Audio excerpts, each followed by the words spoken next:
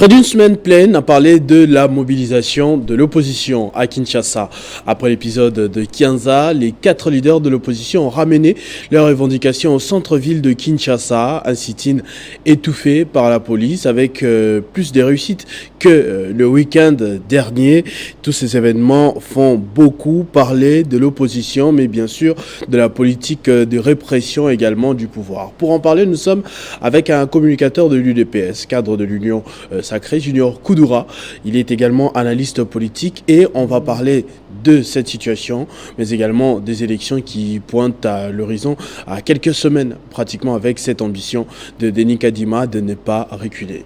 Bonsoir et bienvenue, monsieur Junior Koudoura. Bonsoir Christopher et merci de me recevoir une nouvelle fois dans votre émission. Alors d'entrée de jeu, j'aimerais en tant que membre de l'UDPS que vous puissiez commenter un peu l'exercice de la force par la police ici à Kinshasa. C'est vrai qu'il y a eu d'autres méthodes décriées, notamment les refus d'accès de Moïse Katumbi dans la province du Congo central par exemple, mais je reviens un peu sur la force utilisée par la police.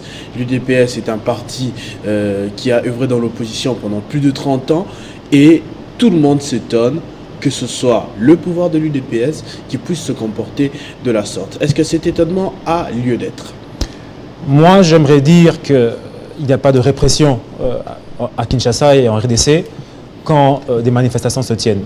Vous l'avez vu, petite anecdote, le chef de l'État a même eu à rencontrer au courant de cette semaine un ancien policier qui, à l'époque, lorsque lui manifestait dans les rues, s'occupait, ce policier, de maintenir l'ordre et le chef de l'État l'a remercié pour cela, aujourd'hui président. Il l'a remercié aujourd'hui, mais pas à l'époque. Hein. Il a dit des mots durs. Les mots durs, mais aujourd'hui, il reconnaît qu'effectivement, ce travail était très bien fait. Ce que j'aimerais dire, c'est ceci. Nous, Congolais, nous reconnaissons, nous entendons souvent à la télévision les opposants dire que la liberté d'expression, de penser, elle est primée dans la Constitution, la liberté de manifestation, etc. Oui, ce sont des droits reconnus par la Constitution, nous en convenons tous. Ils disent précisément, vous allez répondre à ça, qu'on n'a pas à demander l'autorisation, il suffit d'informer et de se retrouver dans la rue. Aujourd'hui, c'est ce que les textes disent. Les textes disent effectivement, dans l'article 26 de notre Constitution, que les personnes qui souhaitent manifester ont l'obligation d'informer l'autorité administrative. Tout politique, tout homme politique avec un minimum d'expérience et de connaissances sait que lorsque nous saisissons une autorité administrative publique, nécessairement, cette autorité, a pour obligation de vous répondre. Et cette même opposition qui aujourd'hui nous dit qu'elle n'a qu'à informer le pouvoir comme si le pouvoir n'avait qu'à prendre acte, c'est la même opposition qui va au ministère de l'Intérieur, qui va suivre les instructions données par le ministère de l'Intérieur par rapport aux chemins et aux itinéraires à emprunter et qui valide ces itinéraires-là. Donc c'est une chose et son contraire. D'un côté, l'opposition nous dit que non, elle n'a qu'à informer le pouvoir et de l'autre côté, cette même opposition accepte que le pouvoir en place mette en place un itinéraire à respecter. C'est-à-dire que l'opposition reconnaît effectivement que le pouvoir doit encadrer cette liberté publique de manifester. Mais est-ce que vous n'avez pas senti dans les décisions de l'autorité provinciale, notamment dans ces décisions, une envie de frustrer l'opposition? Déjà autorisé 3 manifestations politiques. On signale que l'opposition s'était prononcée en premier. Il y a eu les 2 autres manifestations qui n'ont connu aucun problème sécuritaire, 0 blessé. Seulement l'opposition, en dernière minute, en 24 heures, après avoir mobilisé, on vous demande d'échanger brusquement d'itinéraire. Est-ce qu'il n'y a pas un peu de la provocation derrière? Il n'y a aucune provocation. Aujourd'hui, les échauffourées qu'il y a eu sont également, on a vu les images, un enfant malmené. Les policiers qui ont été responsables de cela ont subi les conséquences de la loi. Mais on a vu aussi des populations instrumentalisées par l'opposition pour créer des désordres. Aujourd'hui, l'idée que veut faire passer l'opposition en RDC, et j'aimerais bien que vous me suiviez attentivement, c'est que l'opposition veut nous faire croire que la liberté de penser, de manifester, elle est supra-constitutionnelle, supranationale et qu'elle prévaut sur toute autre considération légale du pays. Or, les articles de notre Constitution qui prévoient effectivement ce droit de liberté de penser, de manifester, de se rassembler, stipulent précisément, dans chacun de ces articles, il y a une formule consacrée qui dit que ces libertés existent à condition que soit respectée la loi, l'ordre public et les bonnes mœurs. Ce qui veut dire que notre Constitution à nous, elle met comme principe sacro-saint, non pas le droit de manifester, mais le devoir de respecter l'ordre, les bonnes mœurs et les lois du pays. Et qu'à condition du respect de l'ordre, des bonnes mœurs et des lois du pays, à ce moment-là, les populations auront le droit d'exercer leur droit civique, c'est-à-dire la manifestation. Et donc aujourd'hui, comme tout État responsable, dès lors que le droit du pays, l'ordre public et les bonnes mœurs sont menacés, comme tout État responsable, cet État restitue l'ordre dans le pays. Et donc, dans cet état des causes, dans cet état des choses, il n'y a donc aucune répression, mais simplement de l'ordre qui est mis dans le pays. Et c'est super important.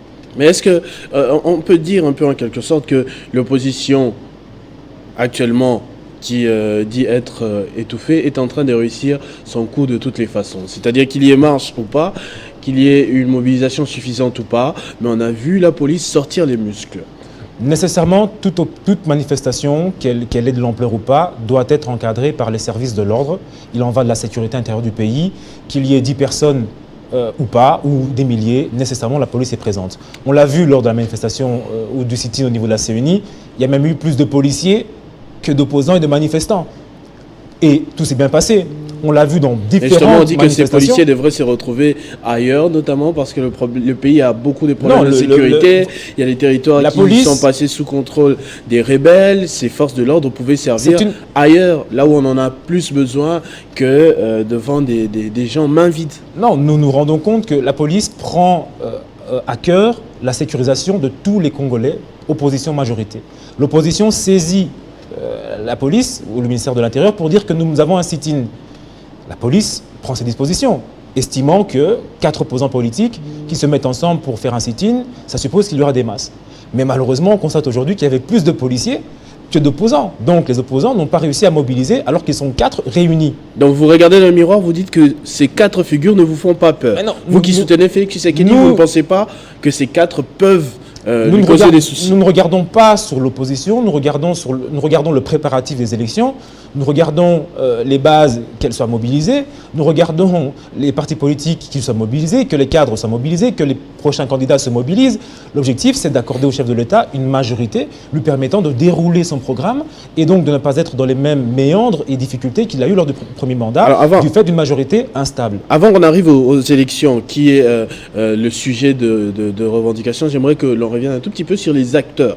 Hein. Oui. Il y a eu des élus nationaux, des élus provinciaux brutalisés également parmi les manifestants. Il y en a même un en ce moment qui est en train de comparaître encore pour outrage au chef de l'État. Ce sera la 40e personne passée devant les tribunaux pour une telle situation, alors qu'on connaît le président de la République démocrate. Effectivement. La Constitution, article 107, nous dit qu'un député, dans l'exercice de ses fonctions, ne peut pas être poursuivi ni arrêté. Mais la Constitution dit dans l'exercice de ses fonctions. Ça pose la question de savoir quelle est la fonction d'un député. Est-ce que sa fonction, c'est d'insulter le chef de l'État? Je ne pense pas. Est-ce que sa fonction, c'est de stigmatiser une ethnie spécifique au Congo qui est au pouvoir aujourd'hui? Je ne pense pas. Est-ce que lorsque ce député fait cela, est-ce que le lendemain, le Congo se porte-t-il mieux que la veille? Je ne pense pas. Aujourd'hui, le rôle d'un député, son rôle, c'est à l'Assemblée nationale, ce n'est pas dans la rue. Le député, son rôle, c'est de réformer et de se battre pour la population pour que les choses changent de l'intérieur, au niveau de l'hémicycle. Si un député estime que le social du Congolais est à terre, ce député-là, son rôle, c'est d'aller à l'Assemblée, se battre, travailler de manière intellectuelle pour faire une proposition de loi, de manière à donner plus de pouvoir d'achat aux populations, de manière à donner plus de travail aux populations. Si un député estime que l'emploi ne fonctionne pas bien au Congo, ce député-là a pour travail d'aller à l'Assemblée, de se battre pour que sa proposition de loi passe en loi et donc de la faire voter pour que, notamment, l'emploi des jeunes soit favorisé, que les conditions d'emploi soient beaucoup plus laxistes aujourd'hui dans le secteur privé que ce qu'elles sont aujourd'hui, que les CDD et les CDI soient beaucoup mieux encadrés par les textes légaux qui nous régissent aujourd'hui, etc., etc., etc. Si les populations estiment, si les députés estiment qu'aujourd'hui, d'un point de vue sécuritaire, il y a des difficultés, il en vient à ces députés-là d'aller au Parlement et de défendre des propositions de loi pour qu'elles passent en loi et de manière à ce qu'elles réforment les questions et les difficultés sécuritaires. Donc, en d'autres termes, ce que je veux dire, c'est ceci. Le rôle du député, c'est de réformer le pays de l'intérieur. Ce n'est pas de manifester pieds nus dans la rue, ce n'est pas d'insulter le chef de l'État ou toute autre autorité, ce n'est pas de bafouer l'ordre public, ce n'est pas de stigmatiser les ethnies au pouvoir comme si le lendemain, le Congo irait beaucoup mieux. Le rôle du député, c'est de réformer les choses à travers des propositions de loi, c'est de légiférer. Et donc, dès lors que les députés ne comprennent pas ce travail-là, on en vient à des situations regrettables comme celle-là, mais qui imposent le respect de la loi. Aujourd'hui, les faits pour lesquels ces députés-là sont devant la justice sont des faits de flagrance que tous avons suivis et qui ont choqué l'opinion publique. Et donc, dans une telle situation, il est tout à fait normal que la justice se saisisse de ce cas pour flagrance. Et les caractéristiques de la flagrance, c'est le choc et l'émoi au niveau de la population et la célérité du traitement du dossier. Et jusqu'à preuve du contraire, ce procès public qui a donc eu lieu se fait dans le respect des règles et de la loi. Mais on va revenir alors sur les sujets des revendications. Pourquoi ils se retrouvent tout ce temps dans la rue? C'est parce que justement, ils ne pensent pas que les choses telles qu'elles sont actuellement peuvent nous mener à un processus électoral crédible, à un scrutin crédible d'ici décembre. On remet en cause, délicatement, on remet en cause le choix des experts qui ont été mis en place pour l'audit du fichier électoral, entre autres. Est-ce qu'ils n'ont pas un tout petit peu raison, d'une manière ou d'une autre? Mais mon cher Christopher, moi je ne comprends pas. Vous étiez, à supposer, nous prenons une personne qui était manifestante. Vous étiez dans la rue, vous manifestiez. Vous avez été élu député et vous restez, au lieu d'exercer votre mandat de député et de changer les choses de l'intérieur, vous restez dans la rue. Et donc, ça a deux conséquences. Au niveau de la députation, vous ne faites pas votre travail. Et au niveau de la rue, vous êtes inefficace. Pourquoi est-ce que vous voulez avoir un mandat de député? Si c'est pour tous les jours être dans la rue et ne jamais être à l'Assemblée et changer les choses de l'intérieur telles que les Congolais l'ont voulu en vous choisissant pour être à l'hémicycle. Aujourd'hui, les revendications, comme je l'ai dit, elles peuvent être légitimes. Moi, je ne dis pas qu'aujourd'hui, il faille que tous soyons derrière le chef de l'État. Mais je dis qu'en tant que député, et c'est là qu'aussi la population a un rôle prépondérant à jouer, c'est de bien choisir ses élus pour que ces élus fassent le travail pour lequel ils ont été élus. En tant que député, quand vous estimez qu'aujourd'hui le pays ne fonctionne pas, dans tel ou tel secteur, il vous revient d'aller faire des travaux chez vous, de travailler sur comment réformer ce secteur, proposer des lois de manière à modifier ce secteur. Mais quand on propose que ça travailler marche sur une pas, embellie. et quand on propose que ça marche pas, est-ce qu'il ne faudrait pas penser C'est à une le jeu autre démocratique. initiative? Si vous n'avez pas de majorité, mais que vous êtes dans l'opposition, c'est clair que vous avez moins de chances de faire passer vos réformes. Mais si vous êtes dans la majorité et que vous êtes un député qui se bat pour que dans sa circonscription les choses changent, eh bien les choses changeront. Mais aujourd'hui, ces députés-là qui sont tout le temps dans la rue, on nous dit, par exemple, pour ces députés-là qui insultent le chef de l'État, qui stigmatisent les populations, j'aimerais poser une question. Combien, eux qui disent que le social ne marche pas, l'emploi ne marche pas, la sécurité ne marche pas, la jeunesse souffre, combien de propositions de loi ont-ils ne fût-ce que proposées pour que l'emploi fonctionne mieux, le social augmente, la jeunesse se retrouve mieux? En 5 ans de législature, combien de propositions ont-ils fait concrètement pour dire qu'effectivement, ce député-là, non seulement il est dans la rue, mais il s'est battu pour la population? Qu'est-ce qu'il reste de ces députés-là à l'issue de leur mandat? Rien du tout. Aucune proposition de réforme, aucun prémisse d'un travail intellectuel de députés tels qu'ils ont été élus. Ils disent, oui, nous voulons réformer les choses, mais est-ce que c'est dans la rue, quand on est que député, vous réformez les choses, ou c'est dans la production législative? Moi, je pense que c'est dans la production législative que les choses changeront en tant que député. S'ils veulent faire de la manifestation, ils peuvent être des syndicalistes, ils peuvent être à la société civile, mais en tant que député, quelle est la trace qu'ils laisseront dans l'histoire? À part invectiver, à part stigmatiser les populations, en tant que député, ils ne laisseront aucune histoire, aucun bilan, aucune proposition législative, que ce soit sociale, sécuritaire, économique, sanitaire, aucune. Et donc, c'est un échec de ces députés-là, et donc de la manière dont nous choisissons nos députés aussi. Nous, Congolais, nous avons cette responsabilité-là et cette culpabilité-là. Mais vous parliez tout à l'heure du président de la République qui, bon, on le sait, a l'habitude de réagir à ce genre de choses. On l'a vu traiter les manifestants ou encore les leaders de l'opposition des voyous, par exemple. En Chine, en s'adressant à la diaspora, il prend ça à cœur, il parle de guerre, de bataille qu'il ne va pas perdre. Est-ce que vous pensez que c'est une réponse à la hauteur de ce qui se passe? Est-ce qu'il ne devrait pas rester justement au-dessus de la mêlée au lieu de le chef de l'État, nous sommes s'adresser... On accuse le président d'insulter son peuple tout le temps. Non, nous sommes à 6 mois. Bandoki, des voyous, mais non, mais nous sommes Nyangalakata. Non, mais déjà, quand vous êtes devant la justice et que vous êtes condamné pour un crime, vous êtes appelé criminel. Ça, c'est pas Félix Tshisekedi qui le dit, c'est la loi qui le dit. Mais quand vous volez, la loi, le texte congolais dit que vous êtes un voleur. C'est la loi qui le dit. Et donc le chef de l'État, comme tout Congolais qui lit la loi et qui lit la Constitution, connaît le même vocable que vous et moi, nous connaissons. Mais aujourd'hui, le chef de l'État, vous dites qu'il est prêt à se battre. Mais la politique, c'est quoi? C'est la conquête, c'est l'exercice, et c'est la conservation du pouvoir pour l'intérêt public. Et donc, la conquête suppose la bataille. Mais une bataille démocratique, pas une bataille dans la rue. Le chef de l'État l'a dit, l'opposition veut une chose et son contraire. Je prends un exemple. Les CID dit depuis 5 ans, nous voulons la vérité des urnes, nous voulons la vérité des urnes. Nous sommes à 6 mois des élections. Tout le monde se prépare aux élections, sauf cette plateforme qui est dans la rue. Plus que la vérité des urnes, c'est mieux. Nous proposons même des nouvelles urnes à travers un nouveau processus.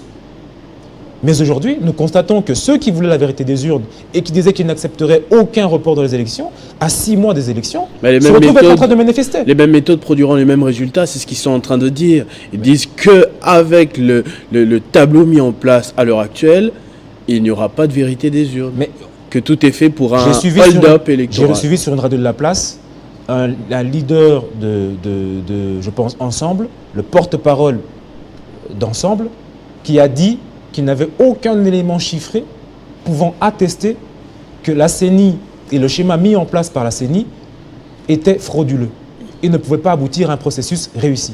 Lui-même, il le dit. Et donc, je répète, je rebondis pour dire qu'il n'y a aujourd'hui aucun élément légal, statistique, vérifié qui puisse nous dire qu'aujourd'hui, le processus tel qu'engagé par la CENI n'aboutira pas à un processus transparent. Aucun. Il n'y a aucune preuve, aucun soupçon de preuve, aucun document, aucun argumentaire proposé par l'opposition qui puisse démontrer que voici les raisons pour lesquelles ce processus n'aboutira pas. Et donc, dans une telle mesure, l'Union sacrée se consacre à travailler sur les élections à préparer et à venir et à remporter, puisque l'objectif c'est celui-là. Ce n'est même pas la présidentielle. L'opposition elle-même se tire une balle dans le pied. Aujourd'hui, 4 opposants font un sit-in, il y a moins de manifestants que de policiers. Aujourd'hui, dans un mois, au mois de juin ou dans 2-3 mois, il y aura le dépôt des candidatures présidentielles. Imaginez si à 4 opposants, il y a un échec cuisant comme celui-ci de ce sit-in d'aujourd'hui. Imaginez la bataille qu'il y aura au niveau de l'opposition pour choisir le candidat commun ou choisir les candidats à soutenir. Mais cela n'est pas la question de l'Union sacrée. L'Union sacrée se consacre sur le préparatif des élections. La CENI, qui est indépendante et qui fait son travail de manière indépendante, a dit qu'il y aura élection. Nous prenons acte et nous nous préparons en conséquence.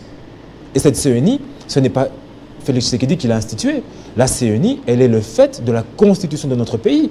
Alors, j'ai aussi envie de dire autre chose. Avant que nous nous lancions dans ce débat de revendications qui, j'ai signalé au départ, va bientôt prendre une semaine, voire plus, on était concentré sur des questions sécuritaires, par exemple.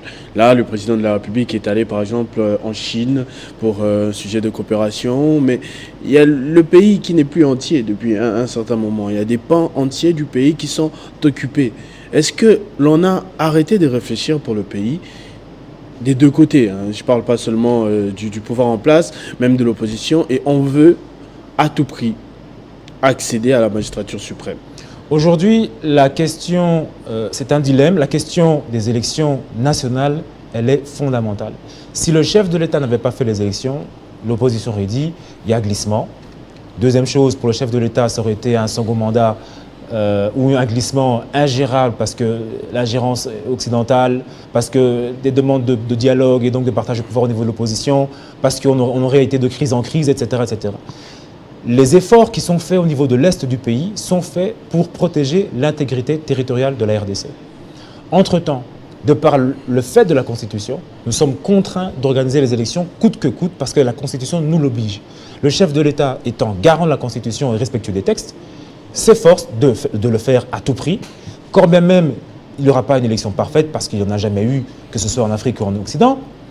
Mais aujourd'hui, la Constitution nous oblige à maintenir ces élections-là, et donc nous allons les maintenir et faire en sorte qu'elles se tiennent. Le ministère des Finances mobilise les fonds, le gouvernement s'y attelle, le projet de loi portant répartition des sièges a été déposé et est aux mains du ministre de l'Intérieur. Nous sommes contraints de le faire de par des raisons politiques, mais aussi idéologiques. Mais la question de la guerre à l'Est ne peut jamais être relayée au second plan. Le chef de l'État... Mais c'est un peu le cas en ce moment. Non, le chef à de l'État... un moment, on était là, tout le monde, même l'opposition, même la majorité, tout le monde parlait contre le Rwanda, agression rwandaise. Mais le chef de l'État est le premier à maintenir aujourd'hui, ce discours-là. On le voit en conférence de presse. Non, mais la question du Rwanda, elle demeure sur la table. Mais aujourd'hui, à 6 mois des élections, un chef de l'État responsable... On va mettre entre parenthèses, mais est-ce que les ennemis aussi ont mis entre parenthèses? Non, il n'y a pas de parenthèse. Les efforts sur le terrain continuent à être faits. Les décaissements de fonds... Quel effort exactement en ce moment? Les décaissements de fonds pour le financement de l'armée. Vous pensez que vraiment, s'il n'y avait aucun effort qui était fait, ce pays serait toujours un et uni aujourd'hui? Avec le Rwanda qui nous attaque depuis des années. Vous pensez que s'il n'y avait pas de financement qui avait été fait au niveau du ministère des Finances, s'il n'y avait pas des munitions qui avaient été achetées, si nous n'étions pas battus pour que l'embargo sur la RDC tombe et qu'on puisse se fournir en armes nous-mêmes, si nous n'avions pas mis en place un projet de loi permettant la programmation militaire pour les années à venir, vous pensez que le Rwanda, avec la pression que fait le chef de l'État sur la scène diplomatique internationale, vous pensez que le pays serait toujours un et non balkanisé s'il n'y avait pas un effort qui avait été fourni au quotidien aujourd'hui par le pays? Je ne pense pas. La raison pour laquelle nous sommes encore un aujourd'hui et non balkanisés, c'est que les efforts sont fournis par le chef de l'État et le gouvernement pour maintenir le pays en dehors de l'eau. Mais aujourd'hui, la question des élections, elle est fondamentale. Non seulement pour la stabilité du pays, mais aussi pour la question à l'Est. Parce qu'une insécurité, une instabilité politique bénéficierait aussi aux pays de l'Est qui voudraient s'accaparer des richesses du Congo. Et donc, pour l'intérêt du pays, il faut de la stabilité. Cette stabilité passe nécessairement par un processus électoral. Et ce processus électoral, nous le ferons, tant bien que mal, dans un contexte de guerre qui n'est pas relayé, mais qui est parallèle aux besoins et aux nécessités d'organiser un processus électoral crédible. Félix Tshisekedi ne sera pas le président qui, après avoir accédé au pouvoir, le mandat qui suit, passe sur un glissement. Il ne restera pas dans l'histoire en tant que ce président qui fera ce cadeau-là à l'opposition, d'avoir glissé après un premier mandat. Non. L'objectif aujourd'hui, c'est de faire un second mandat et c'est tout à fait louable, tout à fait logique. Et vous commencez un projet, vous voulez finir. Vous parliez tout à l'heure de donner une majorité à Félix Tshisekedi et tout ce que vous voulez. Est-ce que vous vous sentez prêt, que ce soit du côté de l'UDPS ou de l'Union sacrée en général? Je vous informe qu'il y a des gens qui se tirent dedans de temps en temps. C'est la scène politique, c'est de bonne guerre, j'aimerais dire. Aujourd'hui, l'objectif pour la majorité, c'est d'avoir une majorité solide, stable, qui permette de dérouler un programme politique sans passer par une année et demie de crise par rapport entre le Premier ministre et le Président, sans passer par des crises de réformes, chaque fois de majorité à identifier, à non identifier, etc. L'objectif, c'est la majorité parlementaire. Pourquoi? Pour dérouler un programme et accélérer les réformes, accélérer le travail au quotidien du chef de l'État et du gouvernement que nous soutenons, nous, au niveau de l'Union sacrée. Donc, dernière question franche. Matata, Fayulu, Katumbi, Sesanga, réunis, ne font pas peur à Tshisekedi. L'Union sacrée, le chef de l'État est concentré sur un processus clair, sur le fait de gagner les élections et avoir une majorité stable. Cette majorité stable passe par l'élection des députés. Et nous estimons qu'au niveau de la présidentielle, ni le profil des opposants, ni leur organisation, ni leur stratégie ne nous mettent en difficulté ou en inquiétude. Donc nous restons concentrés sur la majorité parlementaire qui nous sera utile pour dérouler un mandat et avoir un bilan à présenter à l'issue du second mandat à la population. Merci. Junior Koudoura, je vous ai présenté comme analyste politique, mais également communicateur du parti UDPS. Exactement. Et cadre de l'Union sacrée, plateforme politique et électorale. Exactement. Merci également à vous d'avoir suivi ce numéro de l'invité. On se retrouve très prochainement avec le même plaisir. Entre-temps, vivez heureux, vivez sans temps, mesdames et messieurs.